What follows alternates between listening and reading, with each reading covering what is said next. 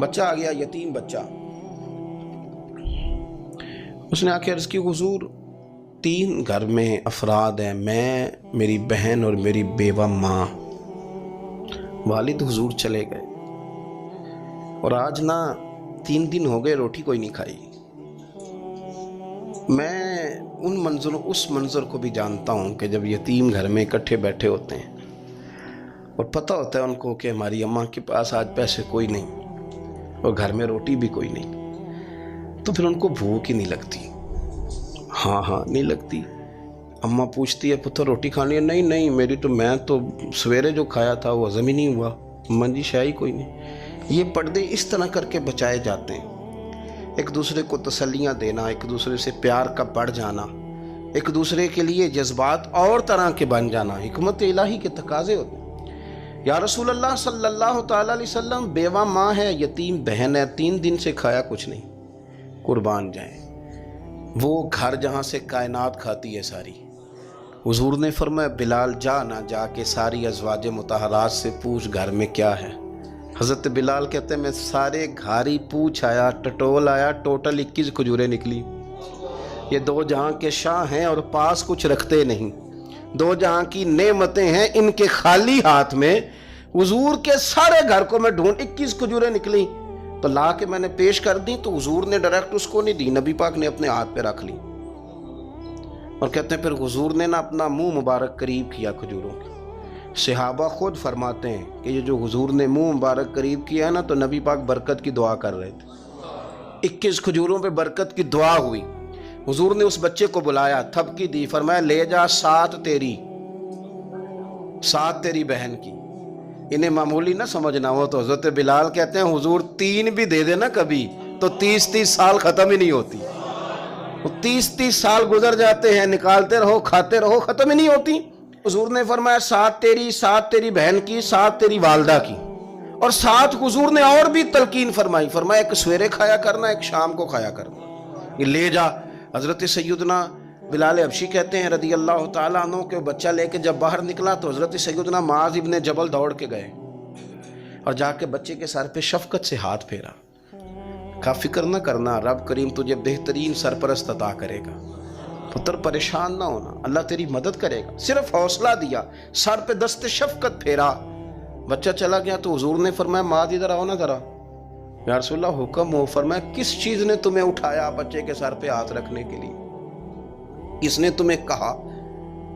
کس چیز نے تمہیں اٹھایا جو تم بچے تک پہنچ گئے؟ عرض کی یا رسول اللہ وہ جو میرے دل میں اللہ نے یتیم کے لیے رحمت رکھی ہے نا، اس نے مجھے اٹھایا تھا.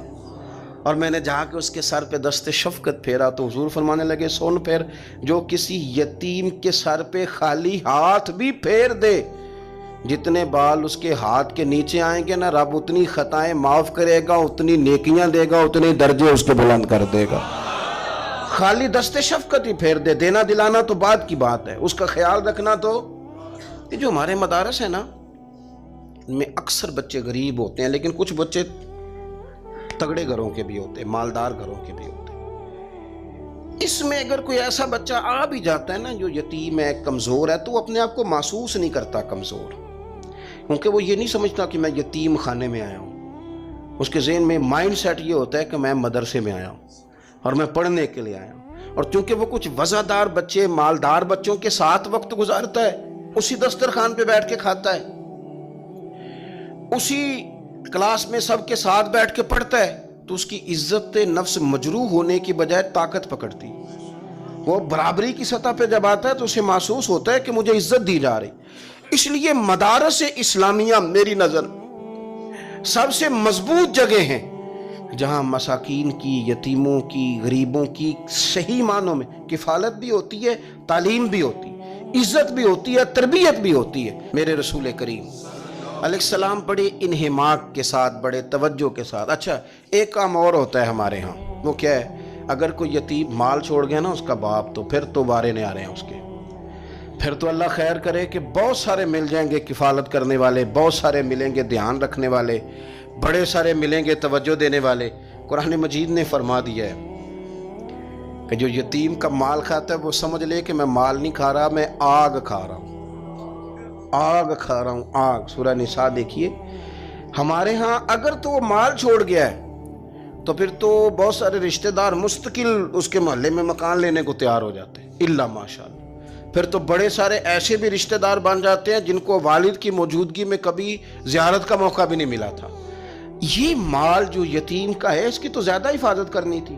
ہم کئی دفعہ مسئلہ بتاتے ہیں، لوگ فتویٰ بازی شروع کر دیتے ہیں۔ مجھے بلایا گیا کہ ایک صاحب کا انتقال ہو گیا تو ان کا ختم شریف ہے، تو بچے ان کے نابالغ ہیں، تو میں نے کہا کہ آپ اس طرح کریں، ان کے مال میں سے زیادہ پیسے نہ صرف کریں۔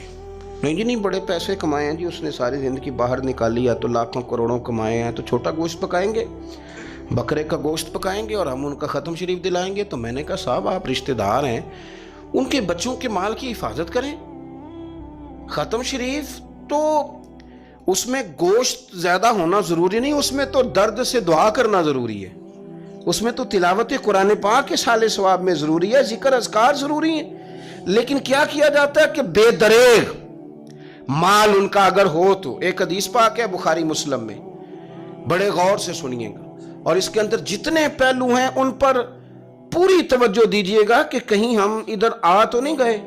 رسول پاک صلی اللہ علیہ وسلم نا ہمارے لیے سب سے بڑے حکیم ہیں، سب سے زیادہ حکمت حضور نے ہمیں بتلائی ہے کہ اس رستے چلو گے تو بچو گے، اس رستے جاؤ گے تو ہلاک ہو جاؤ گے۔ نبی کریم علیہ السلام نے فرمایا، بخاری مسلم ہے، فرمایا 7 ہلاک کرنے والی چیزوں سے بچنا، اگر ان میں تم چلے گئے تو ہلاک ہو جاؤ گے۔ 7 چیزیں ہیں جو تمہیں ہلاک کر دیں، برباد ہو جاؤ گے، تباہ ہو جاؤ گے، ہلاکت کا سفر ہے یہ، 7 چیزوں سے بچو۔ یا رسول اللہ صلی اللہ علیہ وسلم وہ کون کون سی؟ تو حضور نے فرمایا اللہ کے ساتھ شریک نہ کرنا، ہلاک ہو جاؤ گے۔ دوسرا نبی پاک صلی اللہ علیہ وسلم نے فرمایا جادو نہ کرنا، ہلاک ہو جاؤ گے، ہلاک۔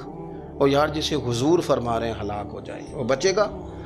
نبی پاک صلی اللہ علیہ وسلم نے تیسرے نمبر پر فرمایا جس شخص کے قتل کرنے کو اللہ نے حرام قرار دیا ہے اسے قتل نہ کرنا، ہلاک ہو جاؤ گے۔ چوتھے نمبر پر رسول پاک علیہ السلام نے فرمایا سود نہ کبھی بھی کھانا، ہلاک ہو جاؤ گے، ہلاک۔ بڑی بڑی دلیلیں دی بینک والوں نے، بڑا سمجھایا تو حاجی صاحب مان گئے، محترم مان گئے، کہنے لگے نہیں جی نہیں وہ کاروبار میں لگاتے ہیں۔ بڑے بھولے بالے ہیں ہم، پتہ سارا ہے۔ اور دیکھو سب کاموں کے باوجود مستقل بینکوں میں پیسے اس اکاؤنٹ میں رکھے ہوئے ہیں جہاں سے مستقل سود آتا ہے۔ حضور نے فرمایا نہ کرنا یہ کام۔ تو کہتا ہے میں سود پہ پیسے لے کے کاروبار چمکاؤں گا، تیرے نبی پاک نے تو فرمایا تو ہلاک ہو جائے گا۔ تو کہتا ہے میں میل لگاؤں گا، حضور نے تو فرمایا ہلاکت ہے۔ تو کہتا ہے میں بڑا کچھ کر جاؤں گا تو ہلاکت ہے۔ اچھی طرح سمجھ لیں، اصل مال بھی ضائع ہو جاتا ہے اس بندے کا جو سود کا مال ملا لیتا ہے، اصل برکت بھی اڑ جاتی۔ اور میرے نبی ایک پاک صلی اللہ علیہ وسلم نے 5ویں نمبر پہ فرمایا یتیم کا مال نہ کھانا، ہلاک ہو جاؤ گے، نہ کھانا ان کا مال، یہ کروڑوں ہو، اربوں ہو یا 10 روپے ہو، یتیم کا پیسہ نہ کھا جانا، ہلاک ہو جاؤ گے، ہلاکت تمہیں آ لے گی۔ اور پھر 6 نمبر پر نبی پاک علیہ السلام نے فرمایا کفر سے جہاد ہو رہا ہو تو کبھی پیٹ پھیر کے بھاگنا نہ، ہلاک ہو جاؤ گے۔ اور 7ویں نمبر پر اللہ کے رسول نے فرمایا بے قصور اور بے گناہ عورت پر تہمت نہ لگانا، بلا وجہ بہو کے کھاتے نہ کچھ ڈال دینا، بلا وجہ بھابھی اور بیوی اور کسی بھی خاتون پر کوئی الزام بے قصور عورت پر بہتان نہ لگانا۔ مار مار کے ایک شخص نے بحال کر دیا بیوی کو اور بعد میں پتا چلا کہ جی مجھے شک ہے تویز کراتی ہے۔ کیا آپ کی سوچ ہے؟ مسلمان اللہ کو ماننے والا اور اس باتوں پر الزام لگائے گا تویز کرا کے لاتی؟ بے قصور عورت پر بہتان، ایک تو بات ہے اسے مارنا اور ایک یہ ہے کہ کوئی تکلیف دینا، اور ایک خالی اتنی بات کی کہ بہتان بھی نہ لگانا، اس پر الزام نہ لگانا، یعنی تم نے صرف بے قصور عورت پر الزام ہی لگایا تو حضور فرماتے ہیں ہلاک ہو جاؤ گے۔ یہ ہلاکت والا کام ہے، لیکن ہم بغیر سوچے سمجھے کہہ دیتے ہیں اس نے کہا ہے، اس نے کیا ہے، یہ کرتی ہے، یہ کام نہیں کریں۔ یہ 7 وہ چیزیں ہیں جو ہلاک کر دیں گی۔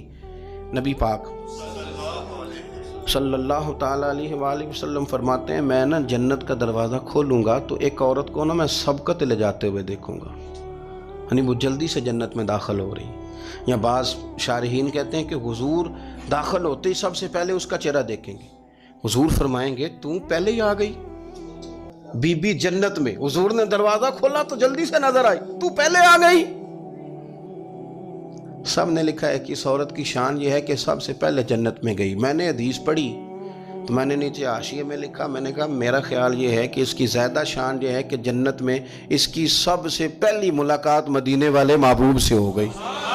یہ دیکھو کتنی بڑی شان۔ حضور فرمانے لگے تو کیسے پہلے آ گئی، کون ہے تو؟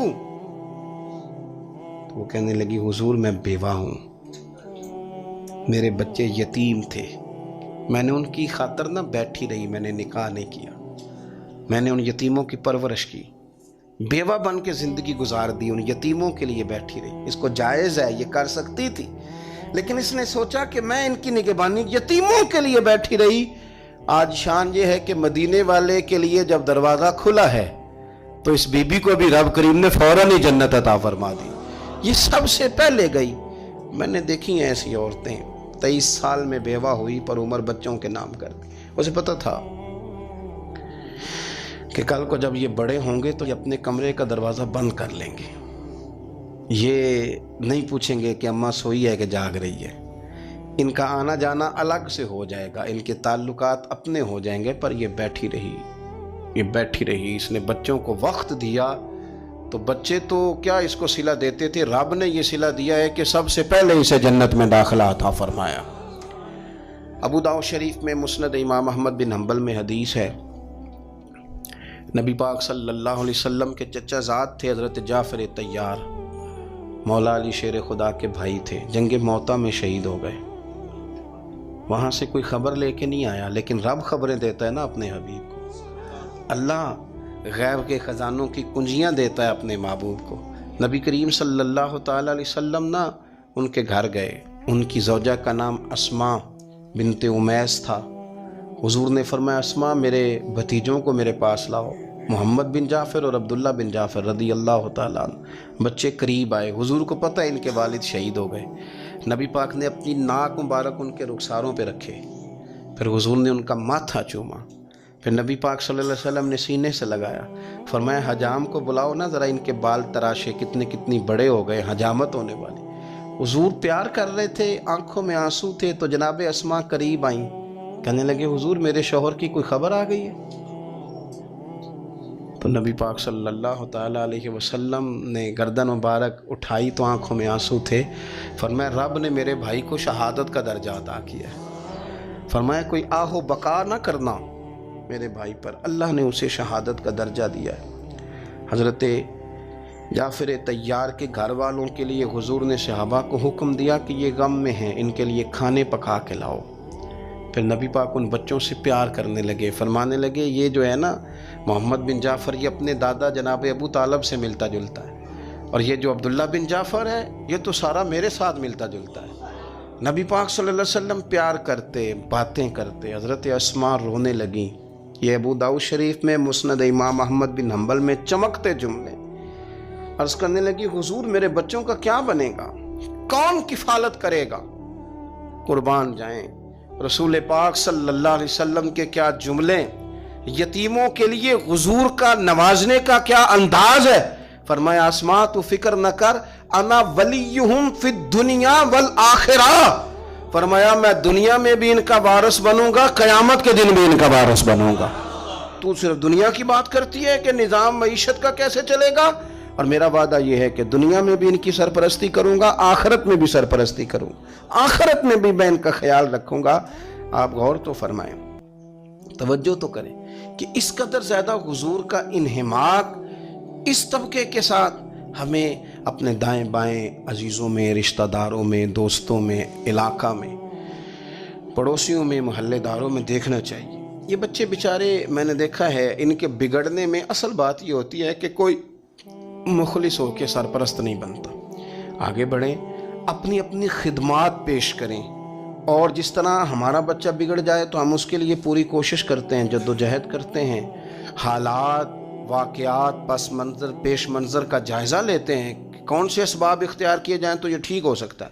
وہ ساری چیزیں ان کے لیے بھی ہمیں اختیار کرنی چاہیے، اور یہ بچے اگر احساس ذمہ داری پکڑ جائیں، جو وارث سے محروم ہو جاتے ہیں، یہ اگر احساس ذمہ داری پکڑ جائیں تو پھر یہ قوموں کی قیادت کرتے ہیں، پھر یہ بہت بڑے جانباز ثابت ہوتے ہیں، پھر یہ اپنے گھر گھرانے کا نہیں، یہ ملتوں کے، قوموں کے لیے مشعل راہ بنتے ہیں۔ لیکن شرط یہ ہے کہ ہم ان کے لیے اپنے دلوں کو کشادہ کریں، سینوں کو وسیع کریں۔